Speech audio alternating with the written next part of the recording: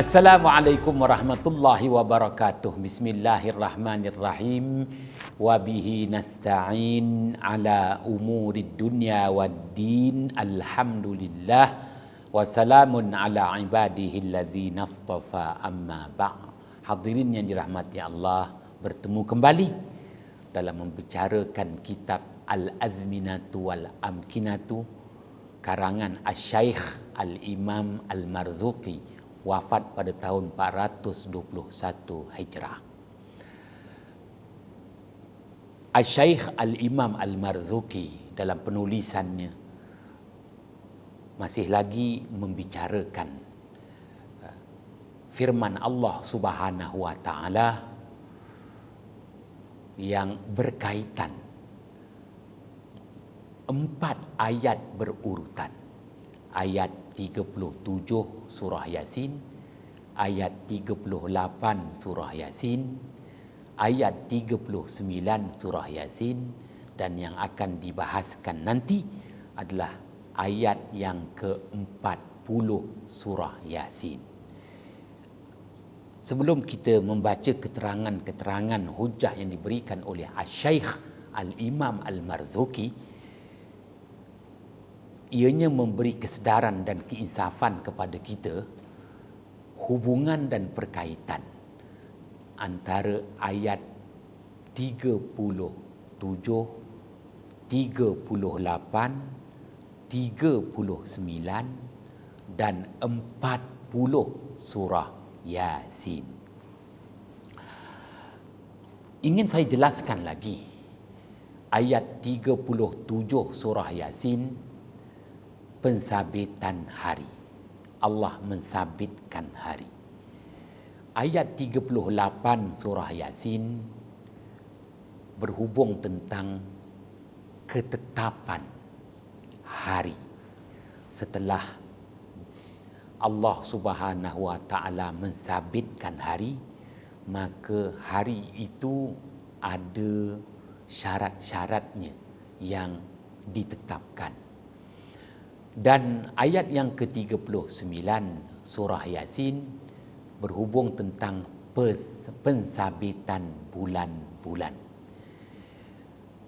Manakala ayat yang ke-40 surah Yasin ini,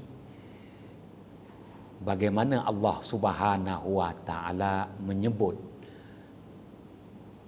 hubungan dua jasad, matahari dan bulan, yang mana kedua-duanya matahari dan bulan itu diguna pakai untuk membina takwim tahun Hijrah.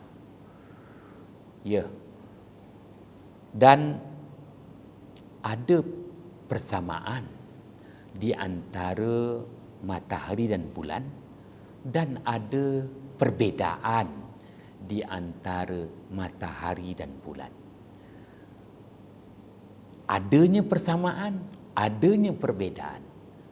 Di mana persamaannya dan di mana perbezaannya? Dan bagaimana digabungkan kedua-duanya, matahari dan bulan itu, dalam membentuk takwim Hijri. Baiklah, pada halaman yang ke-23 kitab Al-Azminatu wal Amkinatu dimulakan dulu dengan firman Allah Subhanahu wa taala, ayat yang ke-40 surah Yasin. Ba'da a'udzu billahi minasyaitonir rajim. Lasyamsu yanbaghi laha an tudrikal qamar walal lailu sabiqun nahar wa kullun fi falakin yasbahun. Sadaqallahul azim. Artinya, tiadalah matahari itu perlu bagi matahari itu untuk mendapatkan bulan. Tiadalah bagi matahari itu satu keperluan untuk mendapatkan bulan. Begitu juga bukan satu keperluan. Malam mendahului siang. Kerana setiap jasad langit yang dimaksudkan, matahari maupun bulan, berada pada garis edaran masing-masing. Maksud ayat 40 surah Yasin. Hadirin yang dirahmati Allah, kita lihat bagaimana perbahasan oleh Asy-Syaikh Al-Imam Al-Marzuqi dalam kitabnya Al-Azminatu Wal-Amkinatu halaman 23. Ya'ni yanbaghi laha ay law kanat tatlubu idrakal qamari lima hasalat laha baqiyataha wala sa'idataha talabatha yuqalu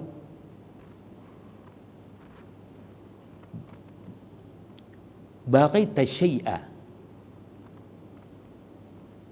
fambaghali ay talabtuhu fa'atlubni wa idza lam yanbaghi laha law talabtu fayajibu an la yahsulul fi'la minha albattata lianna al-idraka ma'nahu al-luhuq wa aidan fa inna sir'ata siral qamari wa ziyadatuhu ala siri syamsi zahirun fahuwa abadan sabiqun laha bi sur'atihi wa tilka mutaakhiratun li bat'iha walal lailu sabiqun nahar. Artinya, sekiranya matahari itu memerlukan, sekiranya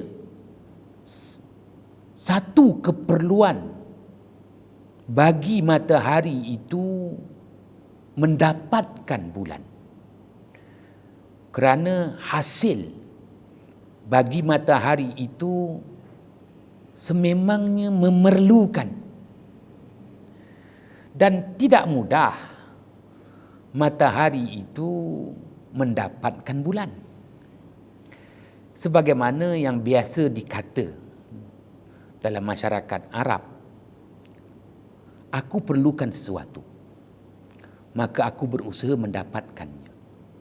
Aku perlukan sesuatu, maka aku berusaha mendapatkannya.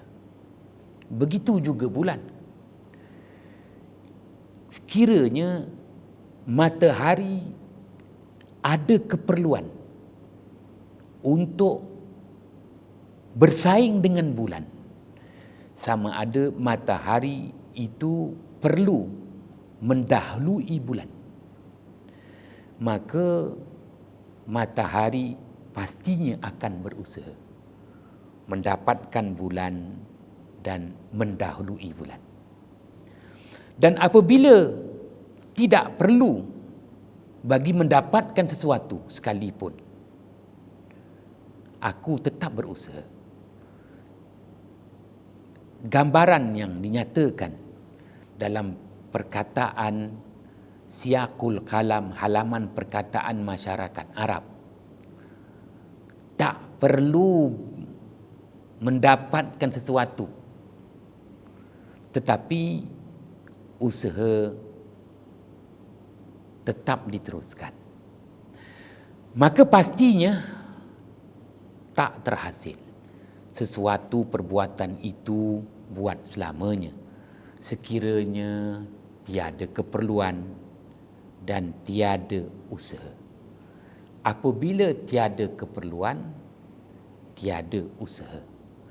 Apabila adanya keperluan, maka adanya usaha.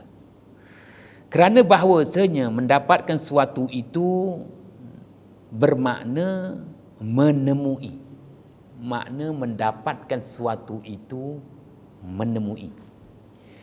Begitu juga yang dimaksudkan dengan matahari mendapatkan bulan, maknanya matahari menemui bulan.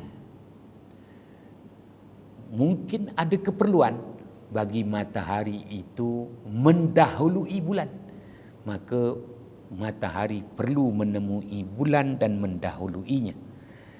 Kiranya ada keperluan. Itu yang nak dijelaskan.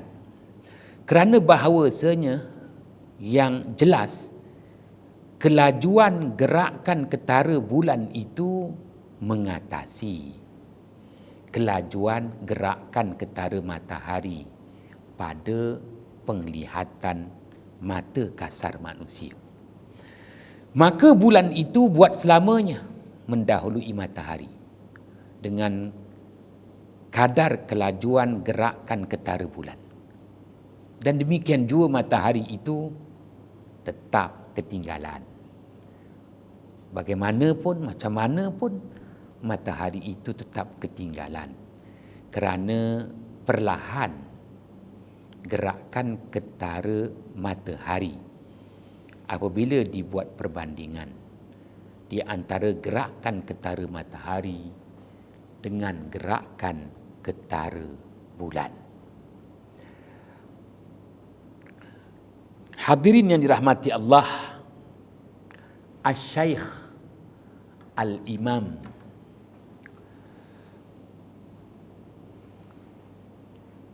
Al-Marzuki dalam memberi ulasan terhadap firman Allah Subhanahu wa taala ayat 40 surah Yasin. Allah Subhanahu wa taala menghendaki agar hamba-hambanya yang diberi peluang menjalani hidup di muka bumi ini berfikir sejenak. Fikir sejenak. Setelah Allah Subhanahu wa taala tunjukkan kepada manusia berhubung tentang pensabitan hari dan pensabitan bulan. Pensabitan hari merujuk gerakan ketara matahari. Pensabitan bulan-bulan yang kita lalui merujuk kepada gerakan ketara bulan. Maka Allah Subhanahu wa taala mengajak hamba-hambanya yang diberi peluang menjalani hidup di muka bumi ini fikir sejenak. Apa yang nak difikirkan? Buat pemerhatian terhadap gerakan ketara matahari, gerakan ketara bulan. Yang jelas, gerakan ketara matahari berbeza dengan gerakan ketara bulan. Ya, kerana dapat dibuktikan berdasarkan matlak matahari dan matlak bulan. Apabila sebut matlak matahari, merujuk kepada waktu terbit dan terbenam matahari. Matlak bulan merujuk kepada waktu terbit dan terbenam bulan. Mudah mata kasar manusia membuat pemerhatian dan mudah manusia membuat keputusan, mendapatkan waktu terbit dan terbenam matahari. Nampak matahari itu terbit, nampak matahari itu terbenam. Mudah mencatat waktu terbit, mudah mencatat waktu terbenam matahari, dan mudah menentukan posisi tempat terbit matahari, posisi tempat terbenam matahari. Pun begitu tak mudah untuk kita menentukan waktu terbitnya bulan dan waktu terbenamnya bulan. Membawa erti tak semudah sebagaimana kita menghitung dan menilai waktu terbit dan terbenam matahari. Berbeza dengan kita nak menghitung dan nak menilai waktu terbit dan terbenam bulan. Maka disebut tak mudah untuk kita membuat pemerhatian dan mendapatkan waktu terbit dan terbenam bulan. Hadirin yang dirahmati Allah, kerana dijelaskan lagi kepada kita nilai gerakan ketara matahari dibandingkan dengan gerakan ketara bulan. Gerakan ketara bulan lebih pantas berbanding dengan gerakan ketara matahari. Hadirin yang dirahmati Allah, maka setelah memahami perkara itu, Allah Subhanahu wa taala memberi jawapan kepada apa yang tersimpan di benak pemikiran umat manusia. Setelah manusia memahami bahawa ada perbezaan ketara di antara dua gerakan matahari dan bulan. Ada perbezaan dalam menetapkan matlak matahari dan bulan. Matahari lebih mudah kita membuat penilaian, pemerhatian, hitungan berbanding dengan bulan. Hadirin yang dirahmati Allah, setelah menjelaskan perkara itu, kita dah dapat satu keputusannya, maka Allah Subhanahu wa taala memberi jawapan. Apa jawapan bagi Allah? La syamsu yanbaghi laha an tudrikal qamar. Tak perlu bagi matahari itu mendapatkan bulan. Yakni tak ada keperluan untuk matahari itu mendahului bulan. Kerana yang kita dapati sememangnya bulan tetap mendahului matahari.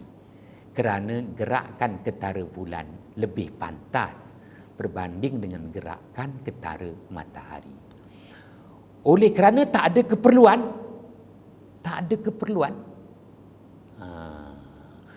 untuk matahari itu mendahului bulan. Untuk apa matahari nak mendahului bulan? Maka tak perlu.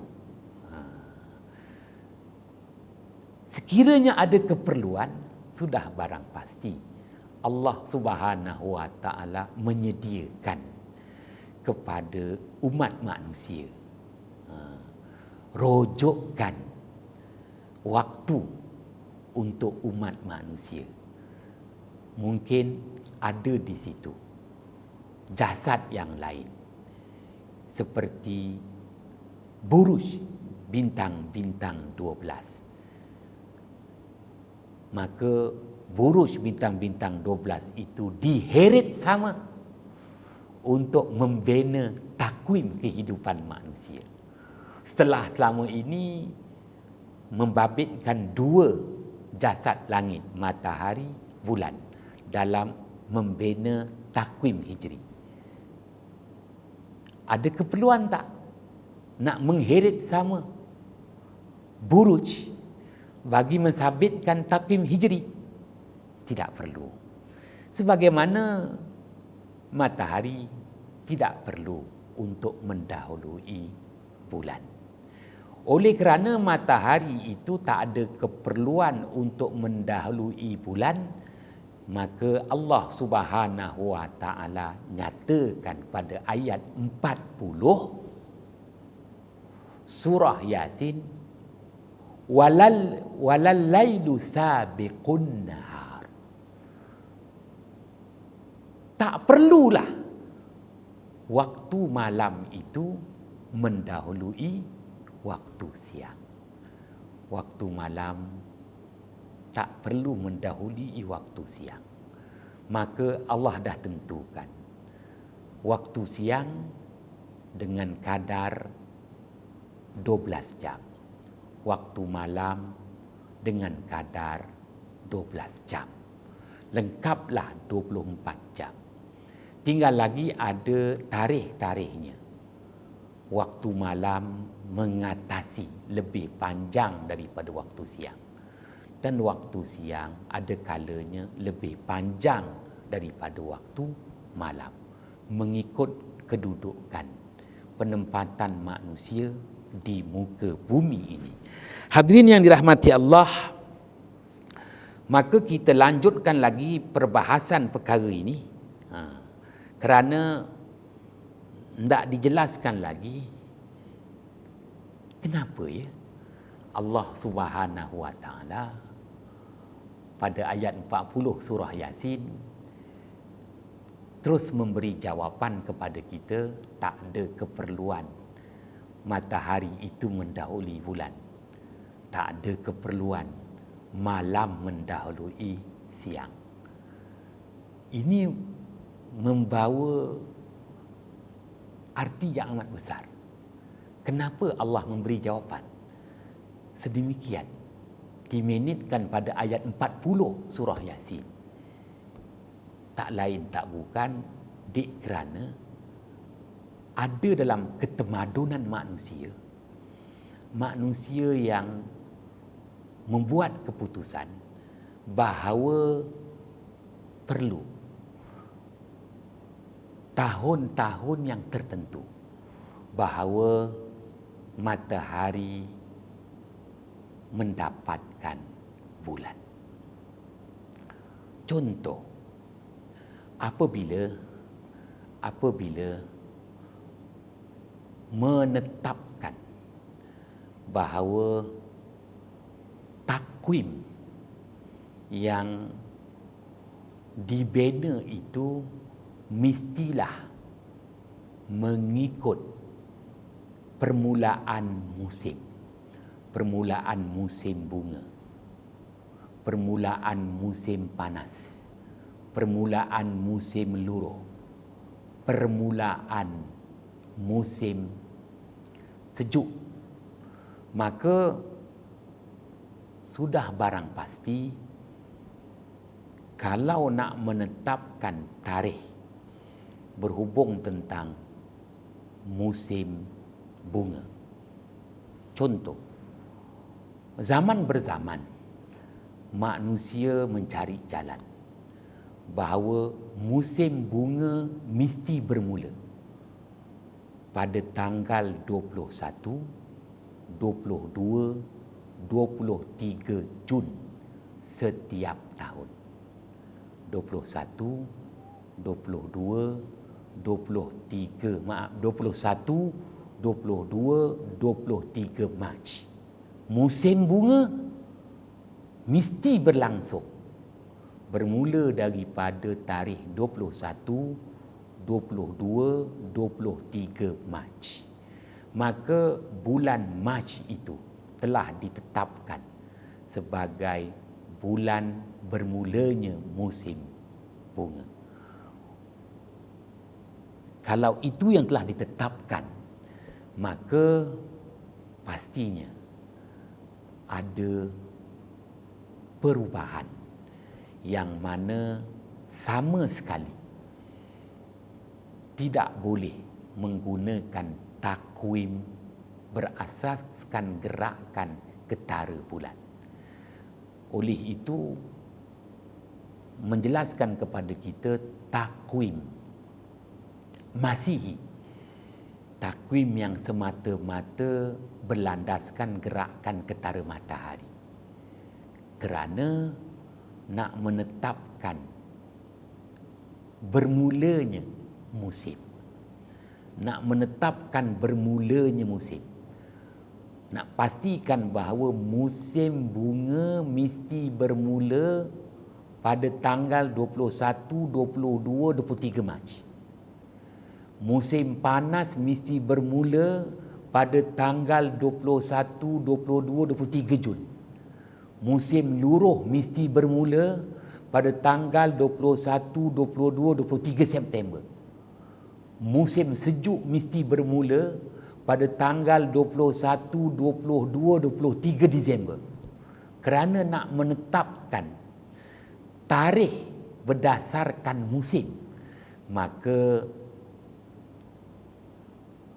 takwim berasaskan gerakan ketara bulan dilupakan. Oleh itu hanya merujuk kepada satu jasad langit sahaja, iaitu matahari. Oleh itu takwim ataupun disebut kalender Masihi semata-mata merujuk kepada matahari, gerakan ketara matahari. Ingin dijelaskan lagi, ada satu masyarakat sebelum Masihi, sebelum wujudnya Masihi, sebelum wujudnya takwim Masihi yang berasaskan kelahiran baginda Isa alaihissalam, seorang tokoh pemimpin yang dikagumi, Shi Huangdi. Shi Huangdi yang telah berjaya membina tembok besar China sejauh 6,000 kilometer. Shi Huangdi wujud sebelum Masihi. Maka sebelum Masihi, manusia tidak kenal tentang takwim Masihi. Waktu itu manusia sebagaimana yang Allah nyatakan, mensabit hari berdasarkan matahari, mensabitkan bulan-bulan berdasarkan gerakan ketara bulan. Maka kita sebut dui kalender. Dua takwim digabungkan membentuk satu takwim, satu kalender. Oleh itu wujud satu permasalahan untuk menyambut tahun baru. Tahun baru perlu disambut berakhirnya musim sejuk dan bermulanya musim bunga.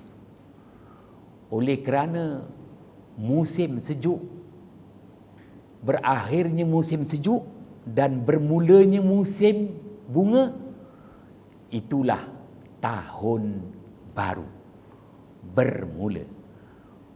Oleh itu tak dapat tidak, Shi Huangdi terpaksa menambah lagi sebulan. Setiap 3 tahun ditambah lagi sebulan. Bulan berdasarkan gerakan ketara bulan. Maka wujudlah dalam takwim Cina bahawa mereka ada setahun 12 bulan dan mereka juga ada setahun 13 bulan.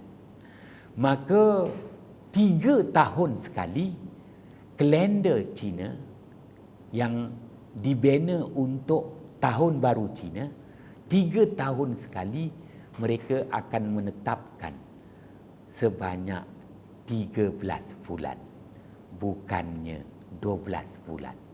Dengan kata lain, 3 tahun sekali 13 bulan. Yang lain setahun 11 bulan. 12 bulan. Kenapa ini berlaku? Kerana nak menetapkan bahawa tahun baru mesti berlangsung di akhir musim bunga, di akhir musim sejuk dan di permulaan musim bunga. Maka Allah Subhanahu wa taala memberi jawapan kepada persoalan yang selama ini manusia pertikaikan daripada sebelum Masihi, di zaman dinasti Shi Huangdi yang membentuk takwim Cina. Maka mereka telah menambah bilangan bulan daripada 12 bulan kepada 13 bulan bagi memastikan tahun baru yang mereka sambut setiap tahun berlangsung mengikut musim, iaitu berakhir musim sejuk dan bermulanya musim bunga. Hadirin yang dirahmati Allah, maka Allah Subhanahu Wa Taala sebut pada ayat 40 surah Yasin, Allah Subhanahu Wa Taala sindir manusia. Ada keperluan ke? Ada keperluan ke matahari itu mendahului bulan? Ya, oleh kerana nak pastikan bahawa musim bunga itu, musim bunga, bermulanya musim bunga, bermulalah tahun baru. Ada keperluan begitu ke, kata Allah? Maka Allah Ta'ala memberi jawapan. La syamsu yanbaghi laha an tudrikal qamar walal lailu sabiqun nahar. Tak ada keperluan matahari itu mendapatkan bulan. Yakni tak ada keperluan matahari itu mendahului bulan. Seperti tak ada keperluan malam itu mendahului siang. Sudah ditetapkan sela waktu untuk malam dan ditetapkan sela waktu untuk siang. Tak ada persaingan, ya, demi mendapatkan sesuatu. Hadirin yang dirahmati Allah, sehingga bersua kembali dalam membahaskan lagi berhubung tentang firman Allah terhadap dua nilai, takwim matahari dan takwim bulan. Wallahu a'lam bissawab.